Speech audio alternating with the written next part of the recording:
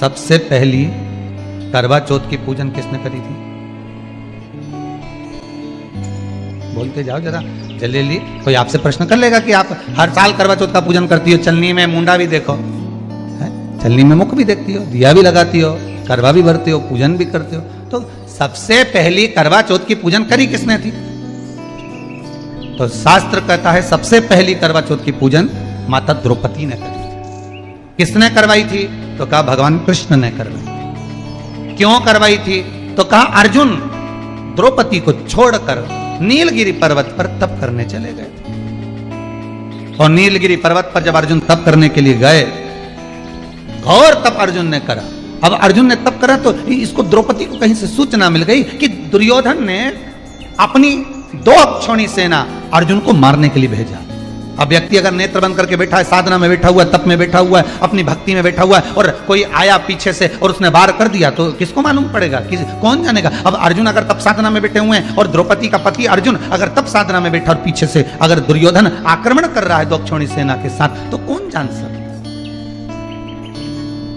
तब भगवान कृष्ण दौड़ कर गए द्रौपदी के पास में। द्रौपदी द्रौपदी द्रौपदी ने ठाकुर जी के चरण पकड़ लिए, तुरंत हाथ जोड़कर बोली प्रभु क्या बात है, आप बताओ क्या हो गया? भगवान बोलने लगे द्रौपदी तुझे कुछ मालूम है? द्रौपदी बोली नहीं प्रभु, क्या हो गया बताइए आप मुझे, तुझे मालूम नहीं?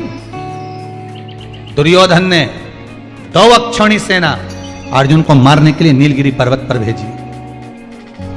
तो द्रौपदी ने कहा अर्जुन अगर भगवान की भक्ति को धारण करने के लिए गए हैं और दुर्योधन ने अगर सेना भेज भी दी है, तो क्या मेरे पति की रक्षा वो परमात्मा नहीं करेगा जिसका वो स्मरण कर रहा है, जिसका वो पूजन कर रहा है, जिसकी वो भक्ति को धारण कर रहा है?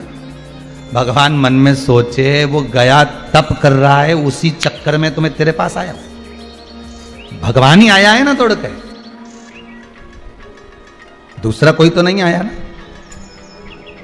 मार्ग दिखाने वाला कौन होता है? परमात्मा। मार्ग बताने वाला कौन होता है? परमात्मा।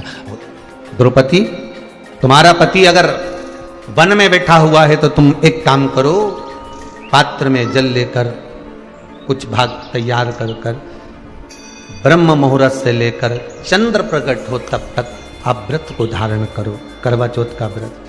द्रौपदी ने सबसे पहले कहा। जिस कामना से सेना गई थी दुर्योधन की, कहते हैं द्रौपदी ने जब व्रत धारण कर लिया था और जो सेना कामना लेकर गई थी कि अर्जुन को मार देना है एकांत में, मालूम पड़े अर्जुन जहां तप कर रहे थे वहां किसी प्रकाश को देखा गया, इतना तेज प्रकाश था कि उस प्रकाश की गर्मी जो होती है, प्रकाश होता है तो गर्मी होती है, पर उस प्रकाश की ठंडक इतनी थी कि जितने अर्जुन को मारने के लिए गए थे वो सब की सब वापिस आ गए।